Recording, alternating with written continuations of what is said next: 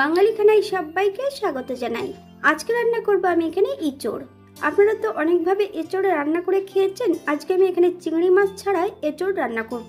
খেতে কিন্তু খুবই সুস্বাদু হয়েছিল। আপনি একবার রান্না করলে বারবার রান্না করবেন।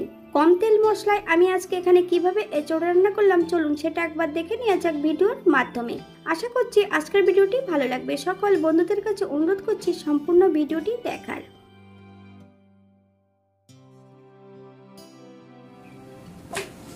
এখানে একটা আমি গোটা এঁচড় নিয়ে নিয়েছি।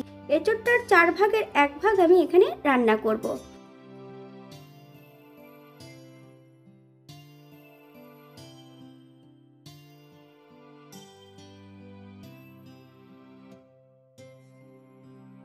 এখানে আমি এঁচড়টা ছোট ছোট টুকরো করে কেটে নিয়েছি। আপনারা আপনাদের পছন্দ মতন এঁচড়টা কেটে নিতে পারেন।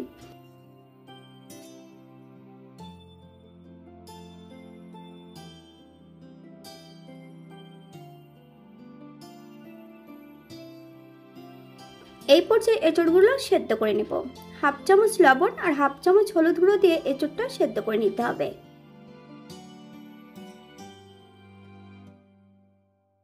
তবে আমি এখানে এঁচড়টা সেদ্ধ করব 80% মতো। আপনারা এর থেকে কম বেশি সেদ্ধ করে নিতে পারেন। এঁচড় সেদ্ধ করার পর বেশ ভালো করে জল ঝরিয়ে নিয়েছি।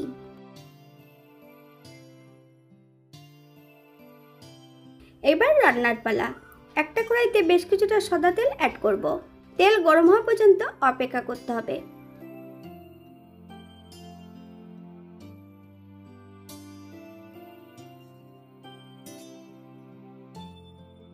মিডিয়াম সাইজের দুটো পেঁয়াজ আমি এখানে বেরেস্তা ভেজে নেব, অথবা একটু লালচে করে ভেজে নিলেই হবে।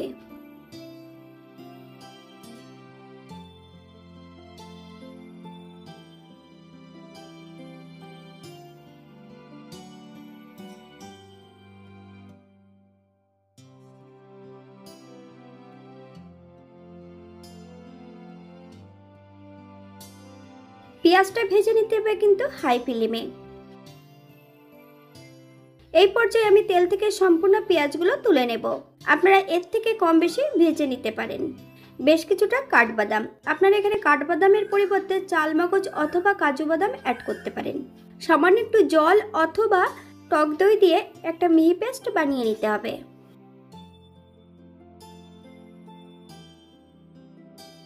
একই তেলে রান্না করব। ফোড়নে রেখেছি সাদা জিরে, হাফ চামচ লবণ, সম্পূর্ণ কেটে রাখা আলুগুলো অ্যাড করব। আমি এখানে মিডিয়াম সাইজের কিন্তু একটা আলু অ্যাড করেছি, আপনারা এর থেকে কম বেশি করে নিতে পারেন। হাফ চামচ হলুদ গুঁড়ো।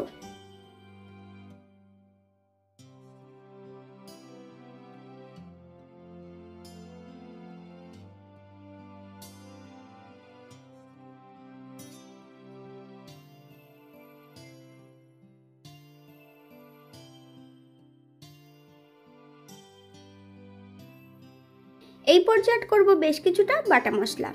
আদা, জিরে, ধনে, শুকনো লঙ্কা একই সঙ্গে বেটে রেখেছি। সম্পূর্ণ বাটা মশলাটা অ্যাড করব। 1 চামচ লবণ আর 1 চামচ হলুদ গুঁড়ো।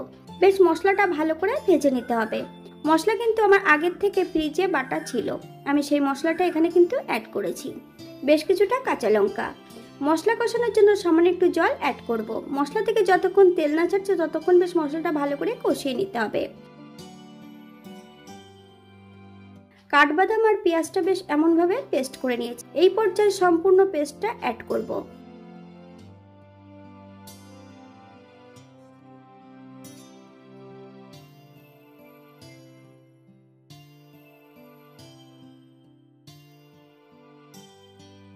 একদম লো ফ্লেমে বেশ কিছু সময় কষিয়ে নেব।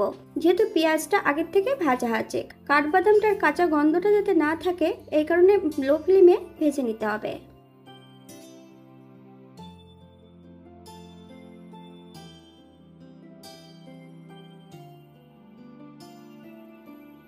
মশলা কষানোর শেষ পর্যায়ে আলু এবং এঁচড় সেদ্ধ করা আছে আগের থেকেই, তাই এই পর্যায়ে করব 1 চামচ চিনি। আপনারা যদি পছন্দ করেন তাহলে পরিমাণে বাড়িয়ে দিতে পারেন।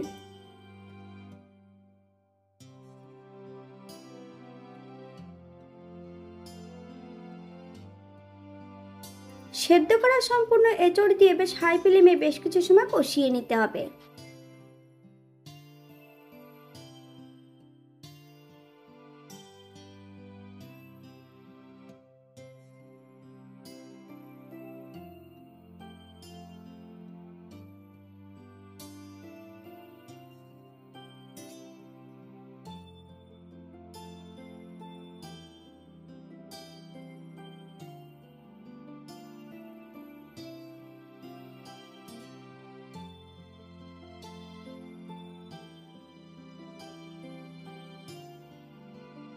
বাঙালি রান্না ঘরোয়া উপকরণ দিয়ে। আপনাদের যদি রান্নাগুলো পছন্দ হয় তাহলে চ্যানেলটি সাবস্ক্রাইব করে দিয়ে পাশে থাকবেন। পাশে থাকা বেলটি বাজিয়ে দেবেন, নইলে নিত্য নতুন রান্নার নোটিফিকেশন পাবেন না।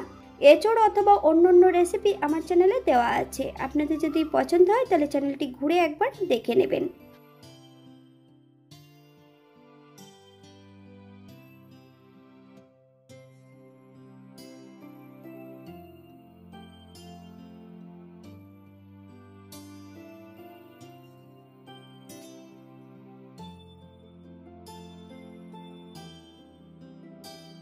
এই পর্যায়ে অ্যাড করব গ্রেভির জন্য 1 কাপ জল। আপনাদের যতটা গ্রেভির প্রয়োজন আপনারা ততটা জল অ্যাড করতে পারেন। আমি কিন্তু এঁচোড়টা খুব বেশি গ্রেভি রাখবো না, একটু কষা কষা রান্না করব। 7 থেকে 8 মিনিটের জন্য মিডিয়াম আঁচে ঢাকা দিয়ে রেখে দেব।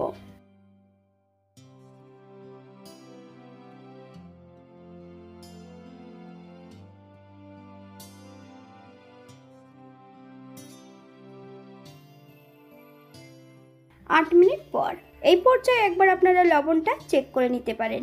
1 চামচ গরম মশলা বাটা, আপনারা গুঁড়োটাও অ্যাড করতে পারেন।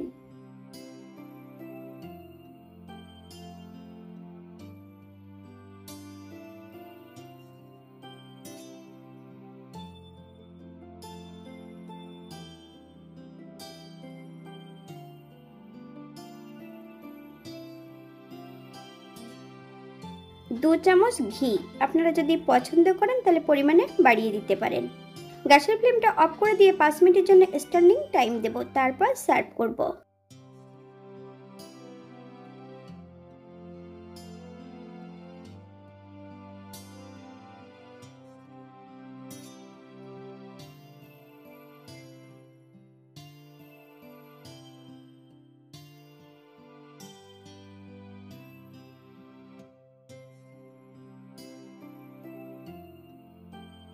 এটা দেখতে যেমন ভারী সুন্দর হয়েছে, এটা গরম ভাতে, রুটি, পরোটা সবকিছুর সঙ্গে অসম্ভব ভালো লাগবে।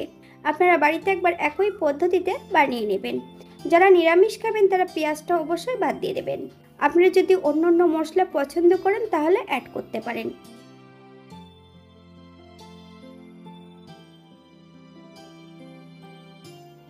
আজকের ভিডিওটি এই পর্যন্ত। সবাই সুস্থ থাকবেন, ভালো থাকবেন। অন্যদিন নতুন রেসিপি নিয়ে আপনাদের সামনে আবার আমি হাজির হব। নতুন ও পুরনো সকল বন্ধুদের অসংখ্য ধন্যবাদ ভিডিওটি দেখার জন্য।